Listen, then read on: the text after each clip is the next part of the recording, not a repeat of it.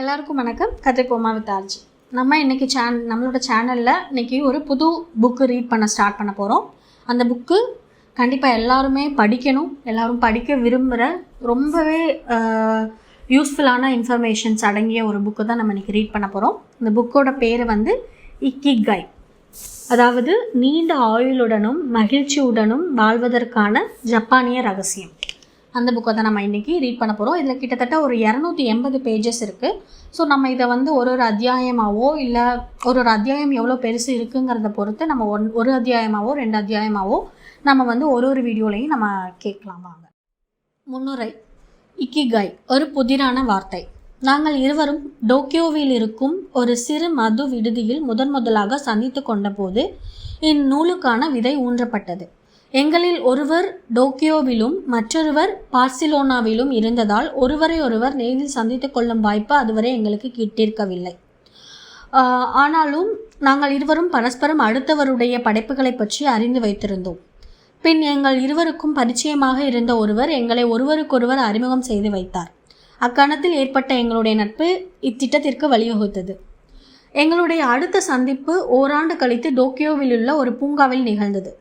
அங்கு நாங்கள் நிதானமாக நடந்து கொண்டே மேற்கத்திய உளவியல் பற்றியும் குறிப்பாக மக்கள் தங்கள் வாழ்வின் நோக்கத்தை கண்டுபிடிக்க உதவுகின்ற லோகோ சிகிச்சை பற்றியும் விவாதித்தோம். நாஜு வதை முகாமிலிருந்து தப்பி பிழைத்து பிறகு உலக புகழ்பெற்ற உளவியல் வல்லுநராகவும் நூலாசிரியராகவும் பரிணமித்த டாக்டர் விக்டர் பிராங்கல் கண்டுபிடித்த லோகோ சிகிச்சை முறையை இன்று பல உளவியல் மருத்துவர்கள் கைவிட்டுவிட்டு வேறு உளவியல் சிகிச்சை முறைக்கு மாறியிருப்பதை பற்றி நாங்கள் அப்போது விவாதித்தோம். ஆனால் இன்று மக்கள் தாங்கள் செய்கின்ற வேலைகளுக்கும் தாங்கள் வாழ்ந்து கொண்டிருக்கின்ற வாழ்க்கைக்கும் ஏதேனும் அர்த்தம் இருக்கிறதா என்று தேடிக்கொண்டுதான் இருக்கின்றனர். வாழ்க்கையின் அர்த்தம் என்ன? வெறுமன நீண்ட நாட்கள் வாழ வேண்டும் என்று நான் ஆசைப்பட வேண்டுமா? அல்லது அதையும் தாண்டி வாழ்க்கையில் என்ன அர்த்தம் இருக்கிறது என்று நான் தேட வேண்டுமா? பெரும்பாலான மக்கள் குழப்பத்தில் உழன்று கொண்டிருக்கும் போது ஒரு சிலர் மட்டும் தங்களுக்கு என்ன வேண்டும் என்பதை அறிந்து வைத்திருந்து வாழ்க்கையை பெரும் வேட்கையுடன் வாழ்ந்து கொண்டிருப்பது எப்படி?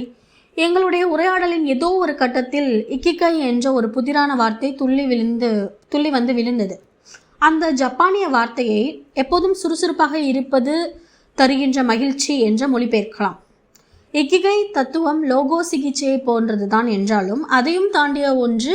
அது ஜப்பானியர்களின், குறிப்பாக ஓகினாவா தீவில் உள்ள ஜப்பானியர்களின் அசாதாரணமான நீண்ட ஆயுளுக்கான காரணத்தை அது விளக்குகிறது. அத்தீவில் வசிப்பவர்களில் 1,00,000 பேருக்கு 24.55 பேர் என்ற கணக்கில் 100 வயதை தாண்டியவர்கள் வாழ்ந்து கொண்டிருக்கின்றனர். இது உலக சராசரியை விட பன்மடங்கு அதிகம். உலகின் பிற பகுதிகளில் வசிக்கும் மக்களை விட இங்கு வசிக்கும் மக்கள் நீண்ட காலம் வாழ்வது எப்படி என்பது குறித்து ஆராய்ந்துள்ளவர்கள்.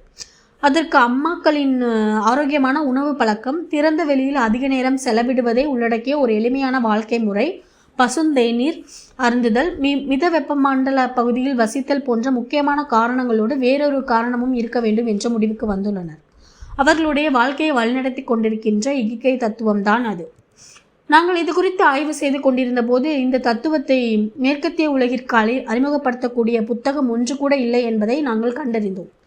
100 வயதை கடந்தவர்கள் மற்ற இடங்களை காட்டிலும் ஒக்கினாவா தீவில் அதிகம் இருப்பதற்கு இக்கிகை தான்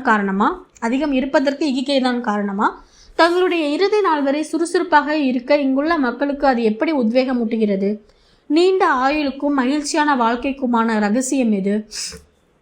நாங்கள் இது குறித்து மேலும் ஆராய்ந்த போது ஒக்கினாவா தீவின் வடக்கு முனையில் இருக்கும் 3000 மக்களை கொண்டிருக்கும் ஒக்கிமி எனும் ஒரு சிறு நகரம் எங்கள் கவனத்தை கவர்ந்தது. உலகிலேயே மிகவும் வயதானவர்கள் இங்குதான் வசித்து வருகின்றனர். அதனால்தான் நீண்ட ஆயுளுடையவர்களின் கிராமம் என்ற பட்டப்பெயர் அதற்கு கிடைத்துள்ளது. ஜப்பானின் பிரபலமான ஷிக்குவாசா பழம் பெருமளவில் ஒக்கினாவில் இருந்துதான் வருகிறது. எலுமிச்சம்பழம் போல் இருக்கும் அப்பழத்தில் ஆக்சிஜனேற்ற தடுப்பான்கள் அசாதாரணமான அளவில் இருக்கின்றன. ஒக்கிமி மக்களின் நீண்ட ஆயுளுக்கு ஒருவேளை அதுதான் காரணமாக இருக்குமோ? அல்லது அவர்கள் அருந்தும் முருங்கை தேநீரை கொதிக்க வைக்க பயன்படுத்தப்படுகின்ற தூய்மையான நீர் அதற்கு காரணமாக இருக்குமோ? 100 வயதை கடந்து வாழ்ந்து கொண்டிருக்கும் ஜப்பானியர்களின் வாழ்க்கை ரகசியத்தை நேரில் சென்று ஆராய்வதென்று நாங்கள் முடிவு செய்தோம். ஓராண்டு முன் தயாரிப்புக்கு பிறகு நாங்கள் எங்களுடைய புகைப்பட கருவி மற்றும் குரல் பதிவு கருவிகளுடன் அந்த தீவில் இறங்கினோம். அத்தீவுவாசிகள் நீண்ட தலைமுடிகளுடன் இருக்கும் புனகையா என்ற காட்டு ஆவிகளை வழிபடும் ஆன்மவாத மதத்தை பின்பற்றினர். பண்டைய வட்டார வழக்கு மொழி ஒன்றை பேசினர். அத்தீவை சென்றடைந்தவுடன் உடனடியாக எங்களை கவர்ந்த விஷயம் அவர்களிடம் குடிக்கொண்டிருந்த தோழமை உணர்வுதான். பசுமை போர்த்தியிருந்த மலைகளையும் பளிங்கு போன்ற நீர் ஓடிக்கொண்டிருந்த சிற்றோடைகளையும் கொண்டிருந்த அத்தீவில் வசித்து வந்த மக்கள் எப்போதும் சிரித்து கொண்டும் நகைச்சுவையாக உரையாடி கொண்டும் இருந்தனர். அந்த ஊரில் இருந்த மிக வயதானவர்களை நாங்கள் பேட்டி கண்டு கொண்டிருந்த போது இயற்கை வளங்களையும் தாண்டி அந்த ஆற்றல் வாய்ந்த ஏதோ ஒன்று அங்கு இருந்ததை எங்களால் கண்டுகொள்ள முடிந்தது. அம்மக்களிடம் பொங்கி வழியும் அசாதாரணமான மகிழ்ச்சி அவர்களுடைய நீண்ட இன்பகரமான வாழ்க்கை பயணத்தை வழிநடத்தி கொண்டிருக்கிறது. மறுபடியும் அங்கு இகிகை தான் தலை தூக்கியது. ஆனால் இகிகை என்பது உண்மையில் என்ன? அது எவ்வாறு பெறுவது? 2ஆம் உலகப் போருக்கு 2 லட்சம் அப்பாவி மக்களை பலி கொடுத்திருந்த அதே ஒக்கினாவா தீவில்தான் மகிழ்ச்சி தழும்பி கொண்டிருந்த அந்த ஊரும் இருந்தது என்பதை அறிந்தபோது எங்களால் எங்கள் வியப்பை கட்டுப்படுத்தி கொள்ள முடியவில்லை. அந்நியர்கள் மீது வெறுப்பு கொண்டிருப்பதற்கு பதிலாக நீங்கள் சந்திக்கும் ஒவ்வொருவரையும் அவர்களை அப்போதுதான் நீங்கள் முதலாக சந்திப்பதாக இருந்தால் கூட உங்களுடைய சகோதரரை போல நடத்த வேண்டும் என்ற பொருள்படுகின்ற இச்சாரிபா சோடே என்ற தத்துவத்தின்படி அம்மக்கள் வாழ்ந்து வருகின்றனர்.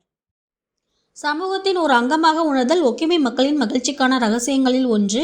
இளம் வயதிலிருந்தே கூட்டு உழைப்பு என்று பொருள்படும் யூஇமாரு என்ற கொள்கையை அவர்கள் கடைபிடித்து வருவதால் ஒருவருக்கொருவர் உதவுவது என்பது அவர்களுக்கு பழக்கமாக இருந்தது. தோழமையை பேணுதல், அளவாக சாப்பிடுதல், தேவையான அளவு ஓய்வெடுத்தல், மிதமான உடற்பயிற்சிகளை பழக்கமாக்கி கொள்ளுதல் போன்றவை உடல் ஆரோக்கியத்திற்கு இன்றியமையாதவை என்றாலும் தங்களுடைய பிறந்த நாளை கொண்டாடுவதற்கும் ஒவ்வொரு நாளையும் உற்சாகமாக ரசித்து உணர்வதற்கும் அவர்களுக்கு உத்வேகமூட்டுவது இக்கிகை தான். 100 வயதை கடந்துள்ள ஜப்பானியர்களின் ரகசியங்களை உங்களுக்கு தெரியப்படுத்துவதும் அதன் மூலம் நீங்கள் உங்களுடைய இக்கிகையை கண்டுபிடிக்க உங்களுக்கு உதவுவதும் தான் இந்நூலின் நோக்கம். ஏனெனில் தங்களுடைய இக்கிகையை கண்டுபிடிப்பவர்களுக்கு வாழ்க்கையின் ஊடாக ஒரு நீண்ட மகிழ்ச்சியான பயணத்தை மேற்கொள்ள தேவையான அனைத்தும் வசப்பட்டுவிடும். உங்களின் வாழ்க்கை பயணம் மகிழ்ச்சியானதாக அமைய வாழ்த்துக்கள். இதோட நம்மளோட இக்கிகைங்கிற புக்கோட முன்னுரை நம்ம படித்து முடிச்சாச்சு. ஸோ கண்டிப்பாக இந்த நூல் ரொம்ப இன்ட்ரெஸ்டிங்காக இருக்க போகுது. ஸோ அடுத்தடுத்து நம்ம ஒரு அத்தியாயமாக அதில் என்ன சொல்லியிருக்காங்கன்னு நம்ம பார்க்கலாம். இந்த வீடியோ உங்களுக்கு பிடிச்சிருந்தா கதை போமா வித் ஆர்ஜி சேனல் லைக் பண்ணுங்கள், ஷேர் பண்ணுங்கள், கமெண்ட் பண்ணுங்கள், கண்டிப்பாக சப்ஸ்கிரைப் பண்ணுங்கள். தேங்க்யூ.